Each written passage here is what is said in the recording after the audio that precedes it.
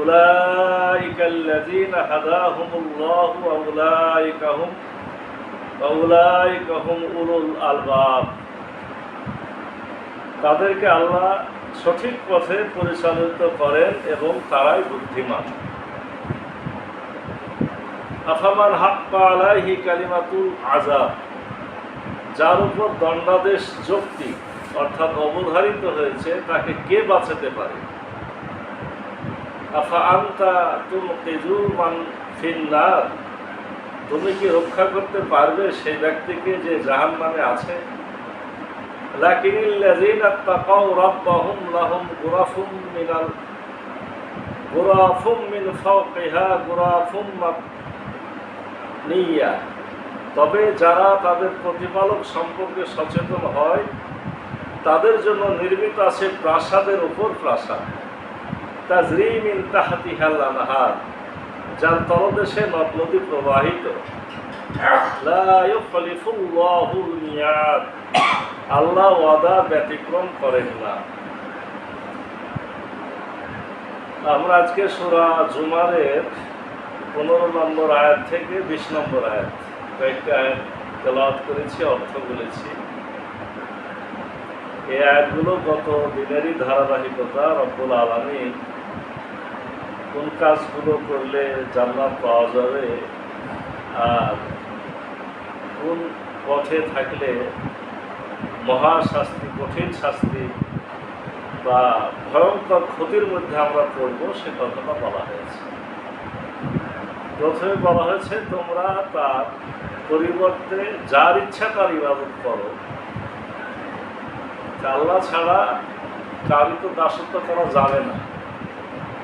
আমরা গতদিন আলোচনা করেছি। আজকে আল্লাহ বলছেন যার ইচ্ছা করো। আমার কথা যদি শুনতে না চাও তাহলে যার ইচ্ছে আল্লাহর পরিবর্তে তার ইবাদত করো। তবে রসুল বলে দাও, নিশ্চয়ই ক্ষতিগ্রস্ত তারাই যারা কিয়ামতের দিনের ব্যাপারে নিজেদের ও নিজেদের পরিজন বর্গের ক্ষতি সাধন করে। হে রসুল জানিয়ে দাও, তারাই মহা ক্ষতিগ্রস্ত যারা কিয়ামতের দিনে নিজের এবং নিজের পরিবারের ক্ষতি করে। এই কথাটা একটু বেশি গুরুত্বপূর্ণ, বুঝা দরকার। আমরা একেবারে বেশিরভাগ ক্ষেত্রে 99 ধরেন অংশটাই হলো আল্লাহ রাব্বুল আলামিন পার্সনকে কথা বলে। এখানে পরিবার পরিজনকে যুক্ত করা হয় যে নিজেরও ক্ষতি করো, পরিবার পরিজনেরও ক্ষতি করো। তার মানে বোঝা গেল যে আল্লাহ রাব্বুল আলামিনও চান আমরা আমাদের পরিবার পরিজন নিয়েই জান্নাতে থাকি।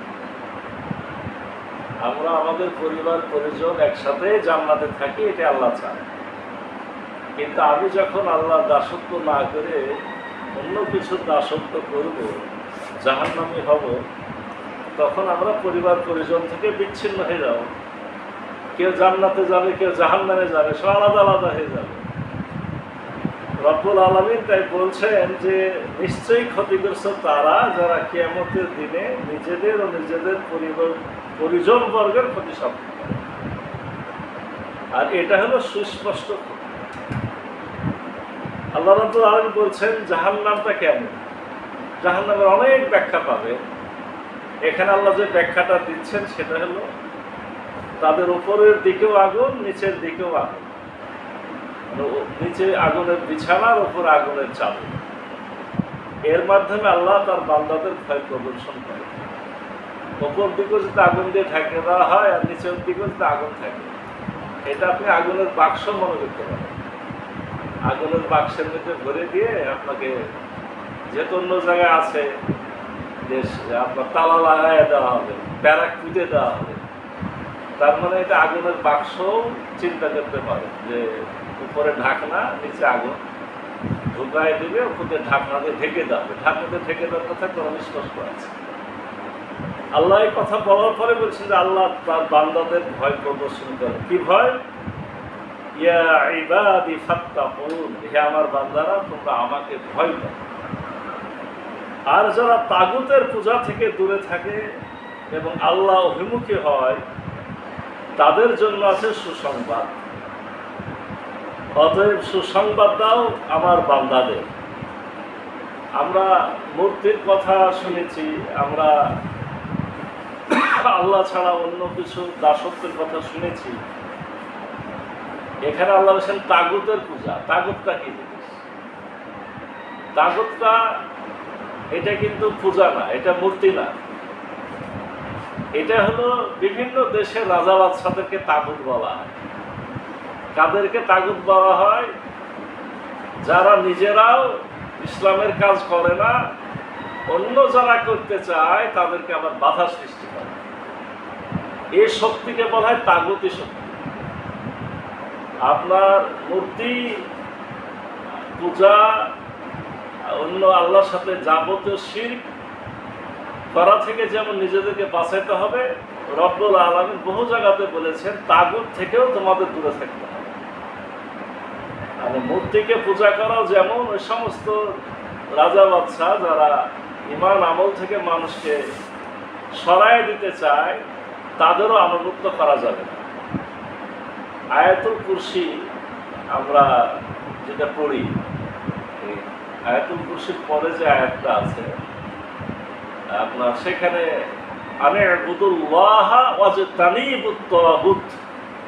ওখানে নির্দেশ দেওয়া হয়েছে তোমরা আল্লাহর দাসত্ব করো এবং তাগুতকে পরিহার করো।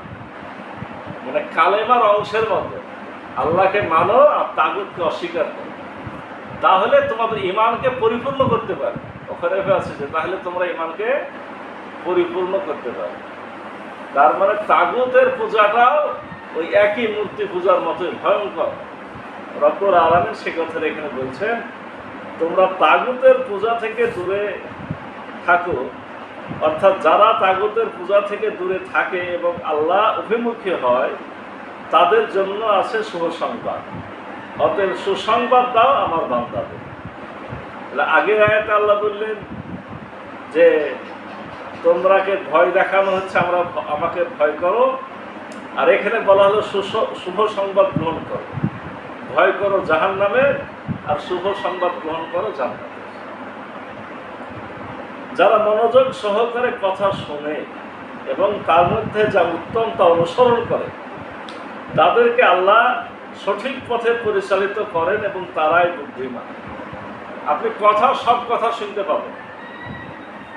আয়াতের বিষয়টা খেয়াল করেন, যারা কথা শুনে তবে উত্তমটা অনুসরণ করে, তাদেরকে আল্লাহ সঠিক পথে পরিচালিত করেন। আপনি যখন জ্ঞান অর্জন করবেন, আপনাকে কিন্তু বিভিন্ন রকমের জ্ঞান অর্জন করতে হতে পারে।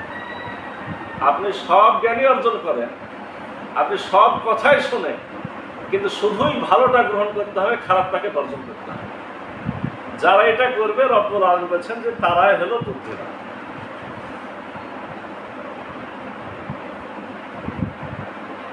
যার উপর দণ্ডাদেশ যৌক্তিক হয়েছে তাকে কে বাঁচাতে পারে? মানে আপনি অন্যায় করেছেন, পাপ করেছেন, আপনার জন্য শাস্তি আল্লাহ নির্ধারণ করে দিয়েছেন। শাস্তি যখন রব্বুল আলামিন ঘোষণা দিয়েছে, তখন কি কেউ তাকে বাঁচাতে পারবে? মানে এই আয়াতটা আপনারা যে আমাদের শাফাতের আলোচনা করি, আসলে শাফাতের তো দুইটা শব্দ। আল্লাহ যার জন্য শাফাত করার অনুমতি দিবেন এবং যাকে অনুমতি দিবেন তিনি শাফাত করবেন। মানে আল্লাহ কাউকে শাফাত করার অনুমতি দিবেন, অনুমতি দিলে সে শাফাত করবে। আর আল্লাহ যার জন্য শাফাত করার অনুমতি দিবেন তিনি তার জন্য শাফাত করবেন। তাহলে এটা কি কোনো আল্লাহ ছাড়া কারোর দায়িত্বে থাকলো? এটা আল্লাহরই দায়িত্বের বিষয়। আল্লাহ বলছেন যে যাকে আমি শাস্তির জন্য নির্ধারণ করে দিয়েছি, যার উপর দণ্ডাদেশ যৌক্তিক হয়ে গেছে, তাকে কে বাঁচাতে পারে? তাকে কেউ বাঁচাতে পারবে না। তুমি কি রক্ষা করতে পারবে সেই ব্যক্তিকে যে জাহান্নামে আছে? ফিন্নার মানে জাহান্নামের মধ্যেই আছে। আল্লাহ রব্বুল আলামিন দুনিয়াতে থাকতেও একটা প্রযোজ্য যে যারা জাহান্নামী কাজ করছে এমনভাবে করেছে যে তার জন্য জাহান্নাম নির্ধারণ হয়ে গেছে, তাকে তুমি এখান থেকে বের করতে পারবে না। আবার আখেরাতের আদালতে আল্লাহ যার জন্য জাহান্নাম নির্ধারণ করে দিলেন, তাকে কেউ বাঁচাতে পারবে না। দণ্ডাদেশ যার জন্য নির্ধারণ হয়ে গেছে সে জাহান্নামে যাবে। তবে যারা তাদের প্রতিপালক সম্পর্কে সচেতন হয় তাদের জন্য নির্মিত আছে প্রাসাদের উপর প্রাসাদ। ওখানে যেমন বলা হলো যে উপরেও আগুন নিচেও আগুন, আর এখানে বলা হচ্ছে প্রাসাদের উপরে প্রাসাদ। এখন আমরা আমাদের যুগের মানে 1000 তলা বিল্ডিং এর কথাও চিন্তা করতে পারি, অনেক কিছু চিন্তা করতে পারি, যে তাদের জন্য নির্মিত হবে প্রাসাদের উপর প্রাসাদ, আর এই প্রাসাদের তলদেশে নদ নদী প্রবাহিত। এটাই আল্লাহর ওয়াদা। আল্লাহ ওয়াদা ব্যতিক্রম করেন। এই অল্প কয়েকটা আয়াতে জাহান্নামেরও বর্ণনা, জান্নাতের বর্ণনা, জাহান্নামী কারা তাদেরও বর্ণনা, জান্নাতি কারা তাদেরও বর্ণনা। আল্লাহ রাব্বুল আলামিন এই আয়াতগুলোর শিক্ষা গ্রহণ করে আমাদের জান্নাতি লোকদের গুণাবলী অর্জন করে জান্নাতে যাওয়ার তৌফিক দান করুন সকলকে আল্লাহ।